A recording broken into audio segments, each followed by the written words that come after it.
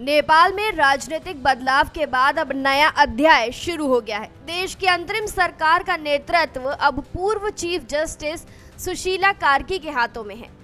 12 सितंबर 2025 को सुशीला कार्की ने नेपाल के अंतरिम प्रधानमंत्री के पद के रूप में शपथ ली। ये कदम नेपाल में लंबे समय से चल रही राजनीतिक अनिश्चितता के बाद आया है। नेपाल की नई सरकार के गठन पर भारत के प्रधानमंत्री नरेंद्र मोदी ने तुरंत प्रतिक्रिया दी। पीएम मोदी ने सुशीला कार्की को बधाई देते हुए कहा कि भारत नेपाल की शांति, प्रगति और समृद्धि के लिए पूरी तरीके से प्रतिबद्ध है। उन्होंने अपने संदेश में नेपाली भाषा का इस्तेमाल किया। इससे साफ हुआ कि भारत पड़ोसी देश की स्थिरता और विकास में गहरी दिलचस्पी रखता है। सुशीला कार्की को भारत समर्थक बताया जाता है, जबकि उनके पूर्ववर्ती केपी शर्मा ओली को चीन समर्थक नेता के रूप में देखा जाता था।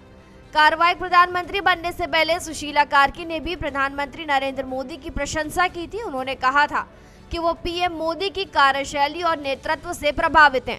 सुशीला कार्की की नियुक्ति के पीछे युवाओं की भूमिका भी अहम रही है। जेनजी प्रदर्शनकारियों ने उनके नाम का प्रस्ताव आर्मी चीफ के सामने रखा था।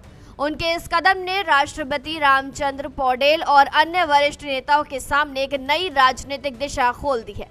हालांकि राष्ट्रपति बार बार संविधान की सीमाओं का हवाला देते हुए नाम पर विचार करने की शर्त रख रहे थे। नेपाल के संविधान में पूर्व जस्टिस को सीधे राजनीतिक पद संभालने की अनुमति नहीं है। इसके बावजूद आंदोलनकारियों की मांग के दबाव में राष्ट्रपति ने कदम पीछे हटाया और 12 सितंबर को सुशीला कार्की को शपथ दिलवाई गई। सुशीला कार्की ने जेनजी प्रदर्शनकारियों की कई प्रमुख मांगों को स्वीकार किया। उन्होंने कहा कि अगले 6 से 12 महीनों के भीतर चुनाव कराए जाएंगे। इसके अलावा नेपाल की संसद को भंग कर दिया गया है और अब देश की कमान उनके हाथों में है। उन्होंने नागरिकों और सेना दोनों के प्रतिनिधित्व वाली सरकार बनाने का निर्णय भी लिया है। पूर्व नेताओं और दलों की संपत्ति की जांच की एक शक्तिशाली न्यायिक आयोग का गठन किया जाएगा। इसके साथ ही आंदोलन के दौरान प्रदर्शनकारियों के खिलाफ हुई हिंसा की स्वतंत्र और निष्पक्ष जांच भी की जाएगी, ताकि प्रभावित लोगों को न्याय मिल सके।